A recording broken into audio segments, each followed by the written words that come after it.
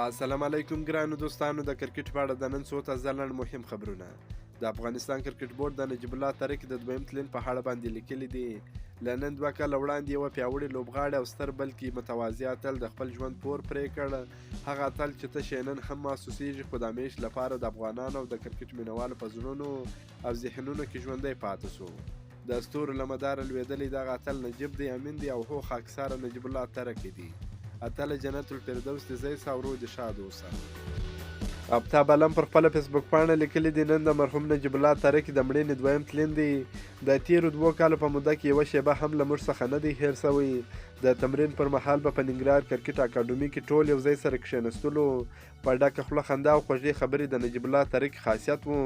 موږ ترې داسې کوچنۍ بده خاطره هم نه لرو چې یوه عادي ګیله ترې وکړو. خدای دې د جنت لوړې درجې ورکړي او کورنۍ ملګرو ته یې د صبر غوښتونکی یم. زموږ به هیڅکله هیر نه سي، تل به مو په زړونو کې وي او خاصې دعاګانې به ورته کوو. هغه 15 لوبغاړي چې ښایي له شلوریزه نړیوال جام وروسته تقاعد واخلي. که د ځینو نړیوالو لوبغاړو کارکردګۍ او د هغوی فټنس ته وکتل سي، نو ښایي له شلوریزه نړیوال جام وروسته 15 لوبغاړي تقاعد واخلي. دغه لوبغاړي به کم وي او د کم هیواد لوبغاړي به وي. په دې اړه باندې پوره معلومات په همدې ویډیو کې راسره کتلی سي.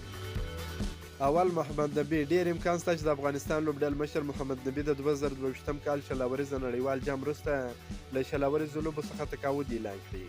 نبي چې د افغانستان د کرکټ د پرمختګ یوه مهمه برخه ده، تر دې مهاله 101 شلوریزه لوبې کړي دي، 140.8 سټرایک ریټ سره 1409 منډې لري او 83 ویکټې اخیستې دي.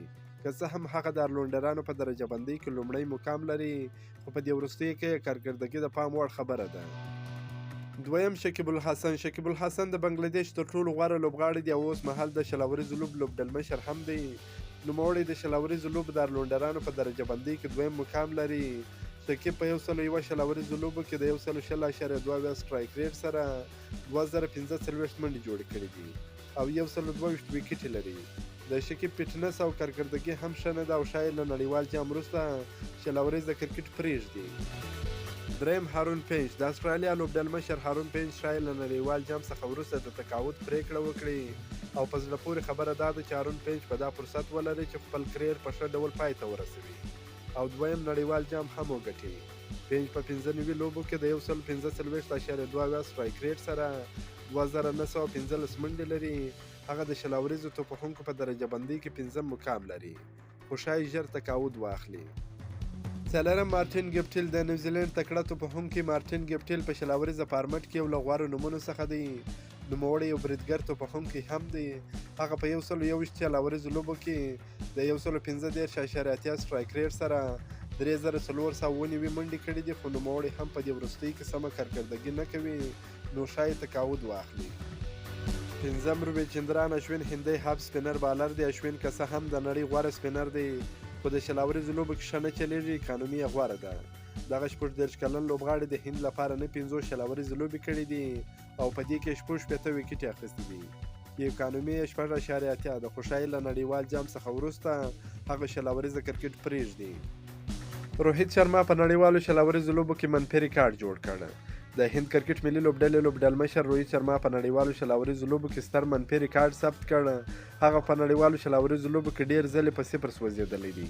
د هند لوبډل مشر روهیت شرما تېره ورځ د سویلي افریقا پر وړاندې په درېیمه شلوریزو لوبه کې په دویم توپ پرته له کومې منډې چې کومه منډه جوړه کړې په 0 وسوځېدی او دا لسم ځل و چې هغه په نړیوالو شلوریزو لوبو کې په 0 سوځي. دا د هندي لوبغاړو له منځه تر ټولو زیات په 0 سوځېدنه ده، یعنې نوموړی تر بل هر هندي لوبغاړي زیات په 0 سوځېدلی دی. په روان کال کې 4 ځلې په 0 حول شوی دی. بلخوا سنډیپ لیمیچیني ونیول شو. د نیپال کرکټ ملي لوبډلې مخکینی کپتان سنډیپ لیمیچیني هیواد ته له رسېدو سره سم ونیول شو. په هغه د جنسي ځورونې تور پورې دی. که مو دا ویډیو خوښه سوې ویډیو در سره لایک کړئ. که په دې چینل کې نوي یاست افغان خوشحال یوټیوب چینل هم در سره سبسکرایب کړئ. د نور تازه معلوماتو لپاره هم زموږ سره اوسئ. تر بلې ویډیو پورې د الله په امان.